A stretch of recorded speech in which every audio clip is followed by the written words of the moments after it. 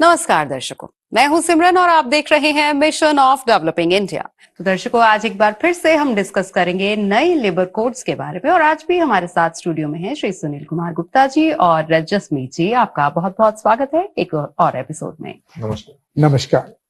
Sunil sir, जैसे कि आप भी जानते हैं कि हमारा ये शो जो है वो दूर दूर के एरियाज तक जाता है और दूर दूर गांव में बैठे लोग भी हमारा शो देखते हैं और हमें खुशी तब होती है जब वो लोग हमारे साथ संपर्क करते हैं। ऐसे ही कुछ ईमेल्स हमारे पास आए हैं, हमारे शो को देखकर लोगों के मन में कुछ सवाल हैं, वो सवाल हमारे तक उन्होंने पहुंचाए। हम चाहते हैं कि आप उन सवालों का जवाब दें, तो मैं बारी बारी करके क्वेश्चंस पूछूंगी और आप बताएं कि किस तरीके से जो लोग हैं वो शो देख रहे हैं उनके प्रॉब्लम्स का समाधान हो। ये एक ईमेल हमारे पास प्रथम ने भेजा है, pratham21@gmail.com। इनका कहना है कि जो हमने डिस्कशन किया था, क्योंकि लॉ के बारे में हम लोग अक्सर डिस्कशन करते रहते हैं, पीएमएलए पर भी हमने डिस्कशन किया और बेनामी प्रॉपर्टी एक्ट पर भी डिस्कशन किया। उन्होंने पूछा है कि दोनों एपिसोड उन्होंने देखे लेकिन कंफ्यूजन बहुत है लोगों में। पीएमएलए और बेनामी प्रॉपर्टी एक्ट को लोग आपस में मर्ज कर रहे हैं, कंफ्यूज हो रहे हैं, तो ये कंफ्यूजन कैसे दूर होगी? देखिए, दोनों कानून बिल्कुल अलग अलग हैं। बेनामी जैसा नाम से पता लगता है कि बेनामी प्रॉपर्टी मतलब प्रॉपर्टी किसी और की लेकिन किसी और के नाम, मतलब पैसा किसी और ने लगाया लेकिन प्रॉपर्टी किसी और के नाम है, लेकिन बेनिफिट कौन ले रहा है? जिसने पैसा लगाया। मतलब एक व्यक्ति है जिसके नाम सिर्फ प्रॉपर्टी है, पैसा भी किसी और का, फायदे भी किसी और को, तो बेनामी प्रॉपर्टी हो गई। और बेनामी प्रॉपर्टी के अपने अलग इंप्लीकेशंस हैं और अलग चीजें हैं। लेकिन पीएमएलए में क्या होता है कि एक ऑफेंस होता है जो कि शेड्यूल में दिया हुआ है पीएमएलए एक्ट के। जैसा कि हमने पीएमएलए का जब एपिसोड किया था उसमें बताया था कितने शेड्यूल होते हैं, उसमें कौन कौन से ऑफेंस होते हैं। तो वो जो ऑफेंस होते हैं, उस ऑफेंस के बाद यदि कोई उस ऑफेंस के द्वारा कमाई हुई इनकम होती है, जो भी होती है, उसके लिए उसे प्रोसीड ऑफ क्राइम बोलते हैं। वो प्रोसीड ऑफ क्राइम सरकार जब्त करती है और जो उसका ऑफेंस है उसके लिए अलग से ट्रायल देके उसको सजा देती है। हाँ, लेकिन ऐसा हो सकता है किसी केस में कि यदि उसने कोई प्रॉपर्टी क्राइम से कमाई, वो उस शेड्यूल ऑफेंस से कमाई, जो कि शेड्यूल ऑफेंस हमारे शेड्यूल में दिए हुए पीएमएलए एक्ट के, और उस पैसे को उसने किसी और व्यक्ति के नाम से इन्वेस्ट कर दिया, तो उसके पास दोनों कानून लग सकते हैं। क्योंकि उसने जो उसके पीएमएलए तो लग ही गया, क्योंकि उसने एक शेड्यूल ऑफेंस किया, उससे उसको प्रोसीड आई, वो प्रोसीड ऑफ क्राइम है, लेकिन वो प्रोसीड ऑफ क्राइम उसने छुपाई, क्योंकि अपने नाम से कुछ नहीं कर सकता था, उसने वो किसी और व्यक्ति के नाम से ले ली प्रॉपर्टी। तो अब इसमें दोनों कानून लग गए और एक व्यक्ति के ऊपर दोनों भी लग सकते हैं। इसमें ये नहीं कि एक लग गया तो दूसरा नहीं लगेगा, दोनों स्पेशल एक्ट हैं, दोनों लग सकते हैं उसके ऊपर, और दोनों में जो मुकर्रर सजाएं हैं दोनों एक साथ चल सकती हैं, और दोनों में अगर उसके क्राइम साबित होता है तो दोनों की सजाएं और दोनों के जो पेनल्टी प्रोविजन है वो सारे उसके ऊपर लागू होंगे। बिल्कुल, यानी कि ये दो अलग अलग कानून है। मुझे लगता है कि अब आपकी कंफ्यूजन जरूर दूर हो गई होगी। प्रथम, जसमीत, आप भी लीगल एक्सपर्ट हैं, तो जिस तरीके से सर ने समझाया, हम चाहते हैं थोड़ी सी क्लैरिटी आप भी दें। देखिए, परिभाषा सर ने बिल्कुल सही बताई। मैं एक उदाहरण के तौर पे समझाता हूँ। मान लीजिए मैं एक कारोबारी हूँ, मेरे पास टैक्स से चुराया हुआ पैसा पड़ा है, तो उस पैसे से मैं तो जमीन नहीं खरीद सकता, क्योंकि वो मैंने टैक्स से चुराया हुआ पैसा है, उस पर मैंने टैक्स डिक्लेयर नहीं किया। तो मैं अपने ड्राइवर या अपने घर में किसी काम करने वाले के नाम पे वो प्रॉपर्टी ले लूं। ऐसी प्रॉपर्टी को बेनामी प्रॉपर्टी कहा जाता है कि वो प्रॉपर्टी है उसके नाम पे, बट वो पैसा मेरा है, और मेरे और उस बेनामीदार के बीच में एक अंडरस्टैंडिंग है कि साहब ये प्रॉपर्टी है तुम्हारे नाम पे, पर इसके लिए तुम्हें एक मुआवजा मिलेगा, प्रॉपर्टी रहेगी वो हमेशा मेरी। तो इस तरह की जो चीज की जाती है वो बेनामी एक्ट में आती है। पीएमएलए में क्या होता है कि जैसा सुनील जी ने बताया, गैर कानूनी एक्टिविटीज डिफाइन है। मिसाल के तौर पर ड्रग से कमाया हुआ पैसा हिंदुस्तान में गैर कानूनी पैसा कहलाएगा, परंतु अगर मैंने ड्रग बेच के पैसा कमाया है और मैं उसको रूट करके वाइट करना चाहता हूं, उस पैसे को धोना चाहता हूं, तो पीएमएलए लगेगा, prevention of money laundering. Drug से कमाया हुआ पैसा ऐसे मार्केट में घुमाया जाए कि मार्केट में यह प्रतीत कराया जाए कि यह वाइट पैसा है, ये कानूनी एक्टिविटी से कमाया हुआ पैसा है, तो उस केस में पीएमएलए का ऑफेंस लगता है और पीएमएलए लगता है। बेनामी एक्ट लगता है तब जब आपके पैसे से किसी और के नाम पे प्रॉपर्टी हो, पीएमएलए एक्ट लगता है तब जब गैर कानूनी पैसा कमाया हुआ अगर आप साफ करके कानूनी तरीके से दर्शाने की कोशिश करें तब। सुनील जी, इस बार मैं चाहती हूँ हम बात करें एम्प्लॉयर के पॉइंट ऑफ व्यू से कि नए कोड से एम्प्लॉयर को क्या बेनिफिट्स होंगे और पुराने जो लेबर लॉज थे उनमें क्या ड्रॉबैक्स थे जो एम्प्लॉयर को परेशानी झेलनी पड़ती थी और इस बार उसको कैसे कोप अप किया गया है।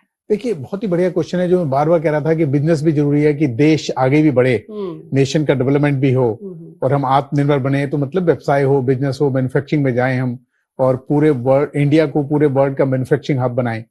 तो उसके लिए एम्प्लॉयर को सुविधा मिलनी बहुत जरूरी है। इसमें बहुत सारी सुविधाएं हैं, मैं एक एक करके बताना शुरू करता हूं कि जैसे पहले 29 कानून थे, अब 4 कानून हो गए। तो पहले अगर रूल्स देखते हैं तो 1436 रूल्स थे जो उन पे एप्लीकेबल थे, अब कुल 351 रूल्स हैं। पहले हर एम्प्लॉयर को 31 रिटर्न्स भरनी पड़ती थी, अब सिर्फ एक सिंगल इलेक्ट्रॉनिक्स रिटर्न भरनी पड़ेगी। पहले 181 फॉर्म होते थे, अब कुल 73 फॉर्म है। पहले 84 रजिस्टर होते थे जिसे मेंटेन करना पड़ता था हर एम्प्लॉयर को, हर इंडस्ट्रियलिस्ट को, अब सिर्फ 8 रजिस्टर होंगे जिन्हें वो मेंटेन करेगा। तो पहले हमें 8 जगह अलग अलग रजिस्ट्रेशन कराना पड़ता था, अब सिर्फ एक रजिस्ट्रेशन होगा। पहले कम से कम 4 तरह के लाइसेंस लेने पड़ते थे सारे बिजनेस करने के लिए, अब सिर्फ सिंगल लाइसेंस होगा। और एक बहुत बड़ी बात है कि पहली बार कंपाउंडिंग लाई गई है, क्योंकि हर वेबसाइट डरता है कि मैं बिजनेस करते करते अनजाने में कोई ऐसी गलती ना हो जाए जिससे कि मेरे को जेल ही ना जाना पड़ जाए। तो अब कंपाउंडिंग दी गई है पहली बार कि अगर आपसे कोई गलती होती है तो आप कंपाउंडिंग करें और उसको ठीक कर लें। और पहली बार ऐसे हुआ है कि जो इंस्पेक्टर होते थे अब वो इंस्पेक्टर कम फैसिलिटेटर हो गए। मतलब वो सबसे पहले आपको इंप्रूवमेंट का नोटिस देंगे, वो बोलेंगे साहब अपना काम इंप्रूव करो, आपकी ये गलतियां हैं इसको ठीक कर लिया जाए जिससे कि आपको परेशानी ना हो, लेबर को भी परेशानी ना हो।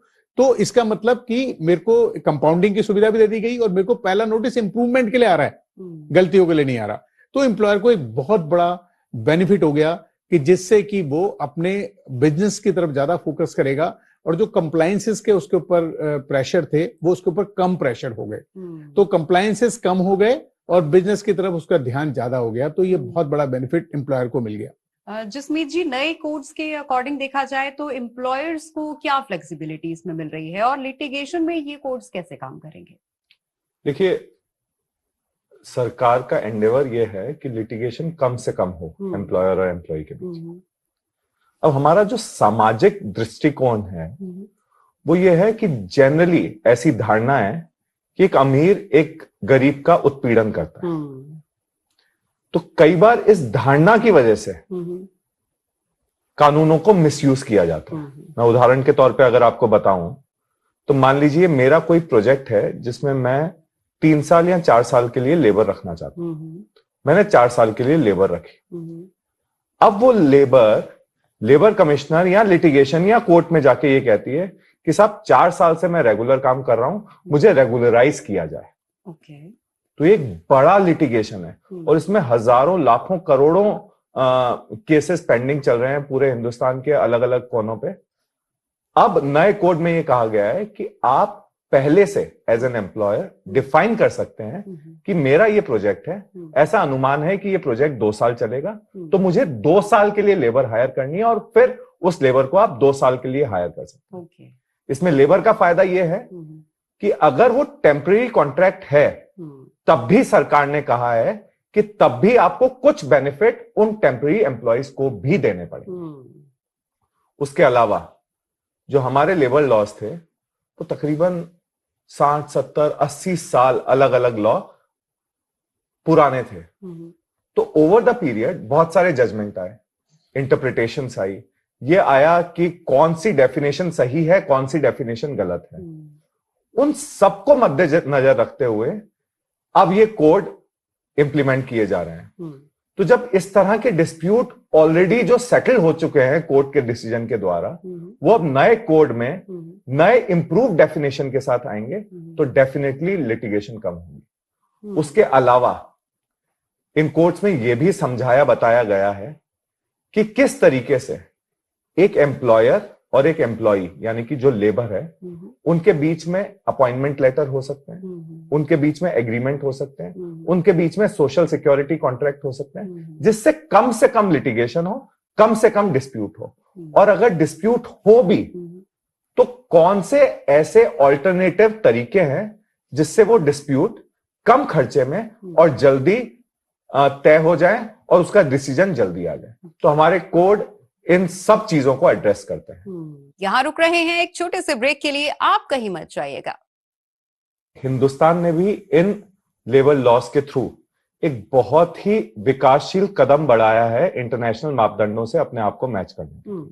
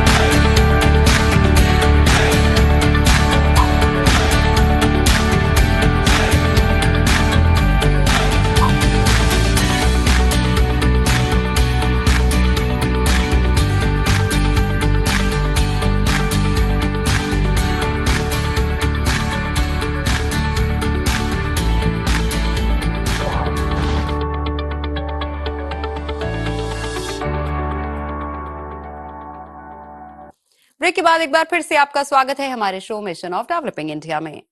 सुनील सर, हम अक्सर एमएसएमईज की बात जरूर करते हैं और नए लेबर लॉस को अगर डिस्कस करें तो एमएसएमईज में ये किस तरीके से प्रभावशाली है और बाकी एम्प्लॉयर्स को किस तरीके के बेनिफिट्स मिलते हैं?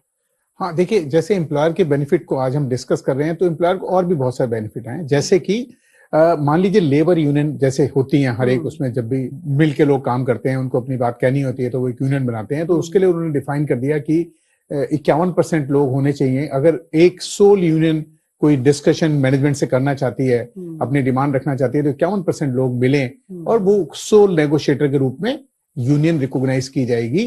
और कोई भी यूनियन 20% लोग उसमें कम से कम होने चाहिए नेगोशिएट करने के लिए। एक उन्होंने बोल दिया कि जब भी आप कोई नोटिस स्ट्राइक करेंगे तो कम से कम 14 दिन का नोटिस जरूर देंगे कि हम स्ट्राइक करना चाहते हैं, ये हमारी डिमांड है। ये कि ये नहीं कि आपने रात को सोचा और सुबह से काम बंद कर दिया।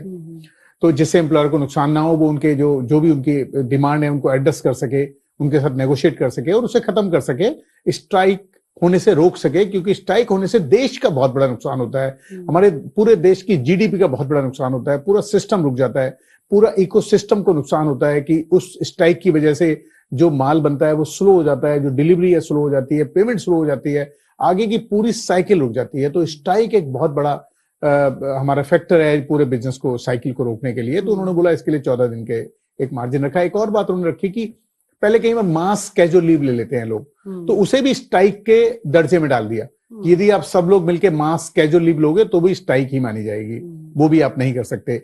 एक इंडस्ट्रियल ट्रिब्यूनल बना दिया गया है कि यदि आप दोनों किसी निष्कर्ष पे नहीं पहुंच सकते, दोनों डायरेक्टली ट्रिब्यूनल को अप्रोच कर सकते हैं। डायरेक्टली ट्रिब्यूनल को अप्रोच करेंगे तो आपका निर्णय जो भी होगा वो जल्दी होगा। जहां तक एमएसएमई और स्टार्टअप का है, तो स्टार्टअप के लिए एक बहुत बड़ी बात है कि स्टार्टअप नॉर्मली जब भी कोई शुरू करता है तो उसकी कोशिश होती है कि उसके एम्प्लॉई 1-2 ही होते हैं या कम एम्प्लॉई होते हैं, और वो बहुत सारे गिग वर्कर की सपोर्ट लेता है जो उसको प्लेटफॉर्म पे अलग से सपोर्ट देते रहते हैं। 1 या 2 एम्प्लॉई भी अगर उसका होगा तो भी वो अपना रजिस्ट्रेशन करा के उनके लिए सोशल सिक्योरिटी के प्रोविजन कर सकता है।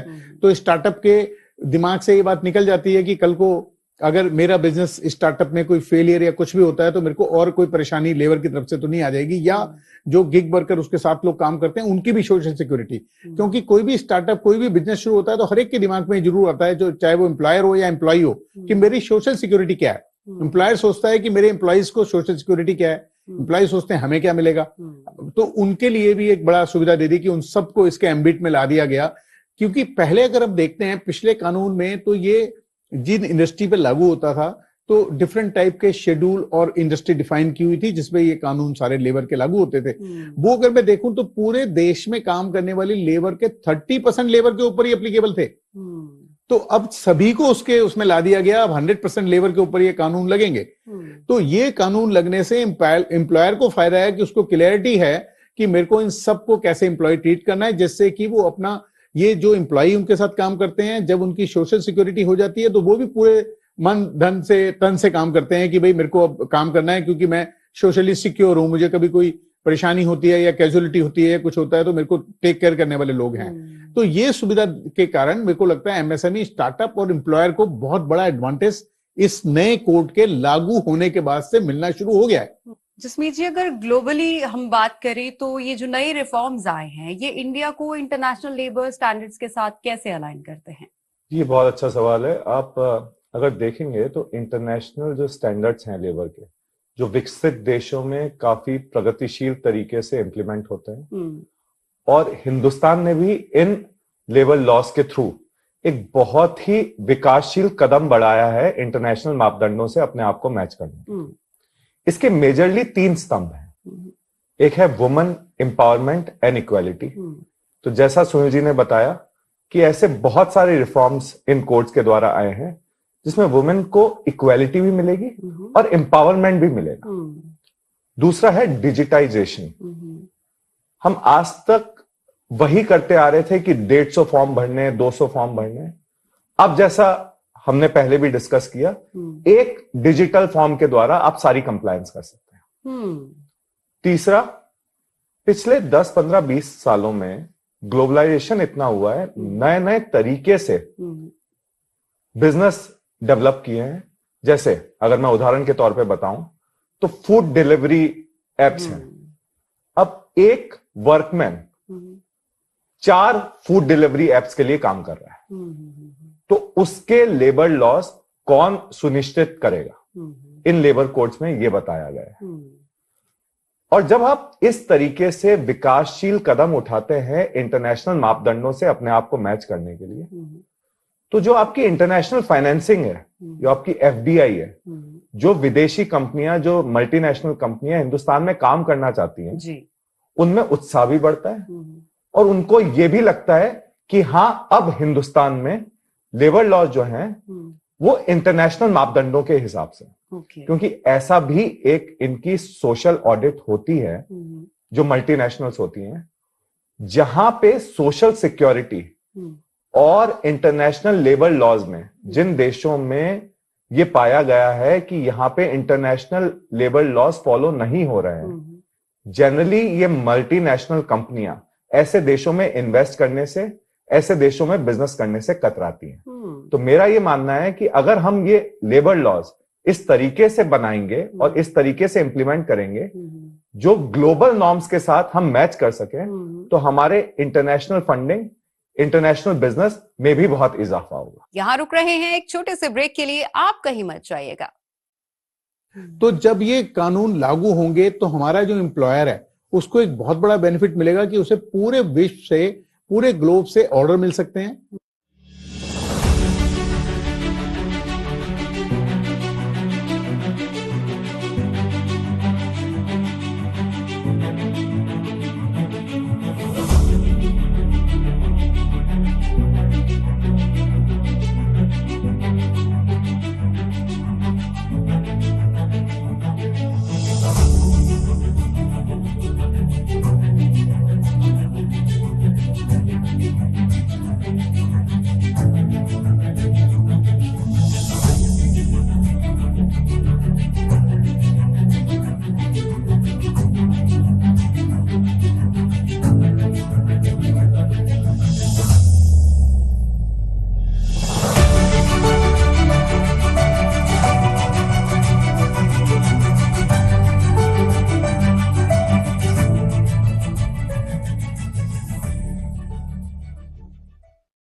विमेन एंटरप्रेन्योर्स के लिए एक स्ट्रॉन्ग सपोर्ट, अपना बिजनेस बढ़ाइए यूको एमएसएमई नारी सम्मान के साथ। यूको स्टार्टअप स्कीम से पाइए इजी फंडिंग, क्विक अप्रूवल्स और ग्रोथ गारंटीड। यंग एंटरप्रेन्योर्स के लिए एक नया boost. Empower your ideas and grow with UCO bank युवा शक्ति।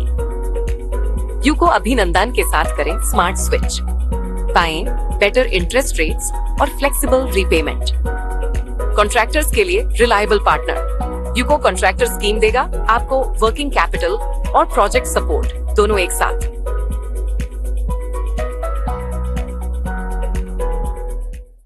ब्रेक के बाद आप सभी का स्वागत है हमारे show mission of developing India में।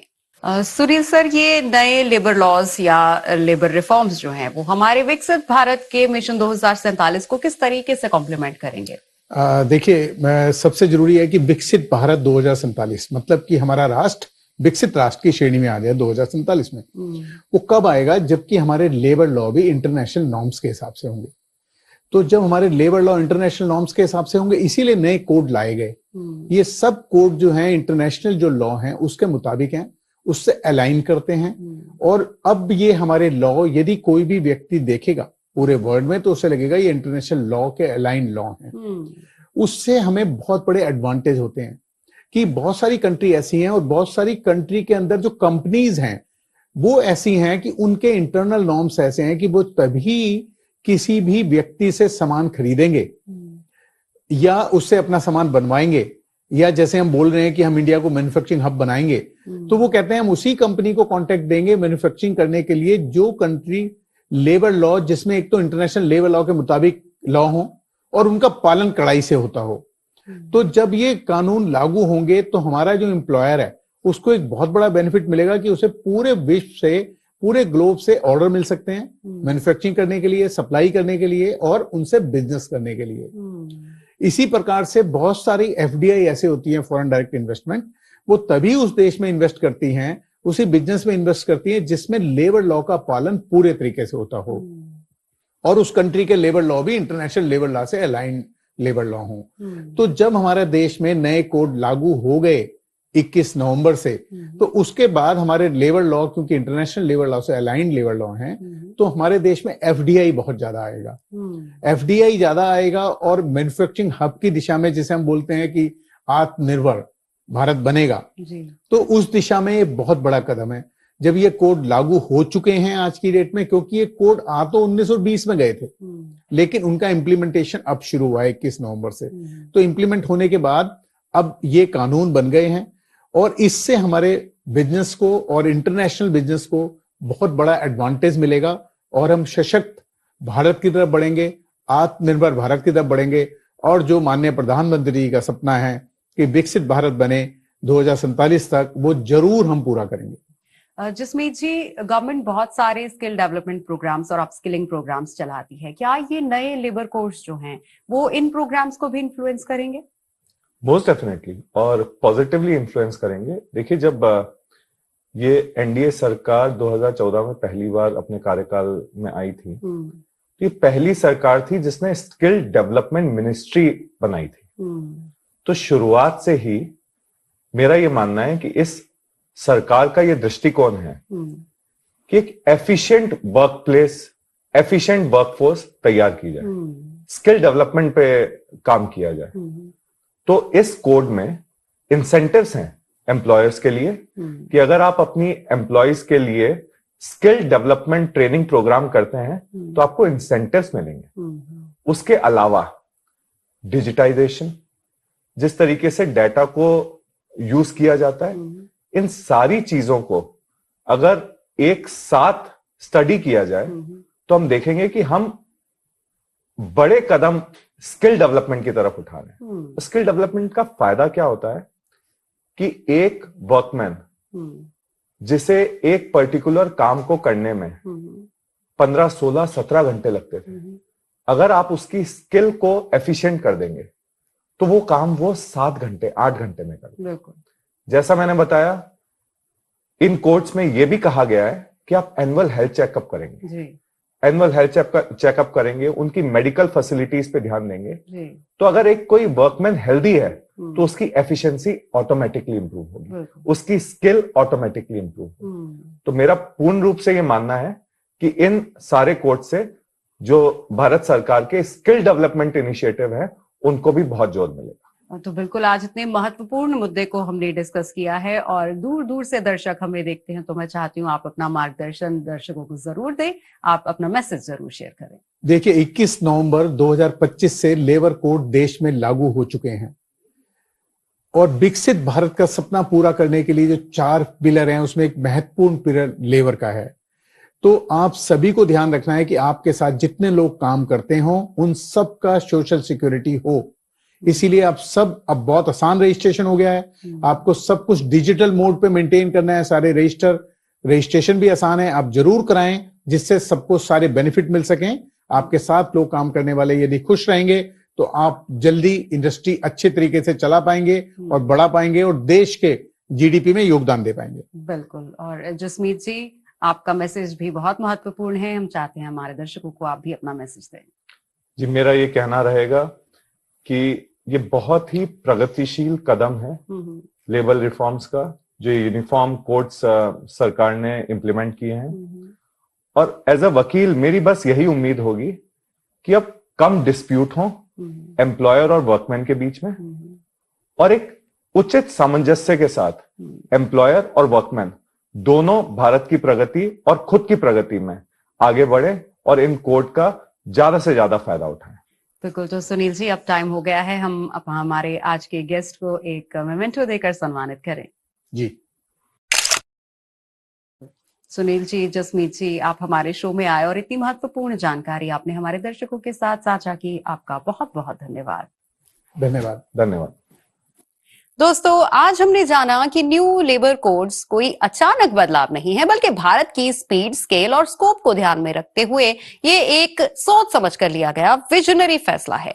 एक ऐसा कानूनी फ्रेमवर्क जो कि एम्प्लॉयर को फ्लेक्सिबिलिटी देता है, एम्प्लॉय को सिक्योरिटी और भारत को मिशन 2047 की तरफ सस्टेनेबली ग्रोथ पाथवे भी देता है। और आज की बेहद महत्वपूर्ण और गहरी चर्चा के लिए हम दिल से धन्यवाद करते हैं सुनील कुमार गुप्ता जी, उनके इंसाइटफुल मेंटरशिप के लिए, और जसमीत सिंह जी को उनके लीगल पर्सपेक्टिव और स्पष्ट विचारों के लिए। अगली बार फिर मिलेंगे एक नए विषय और एक नए एक्सपर्ट के साथ मिशन ऑफ डेवलपिंग इंडिया पर, जहां पर हर एपिसोड भारत के फ्यूचर का एक नया पेज लिखता है। मैं हूं सिमरन, आइए मिलकर बदलें, मिलकर बढ़ें और मिलकर बनाएं विकसित भारत 2047। धन्यवाद। आपको हमारा ये कार्यक्रम कैसा लगा? आप हमें सोशल मीडिया के जरिए अपने सवाल या सुझाव भेज सकते हैं।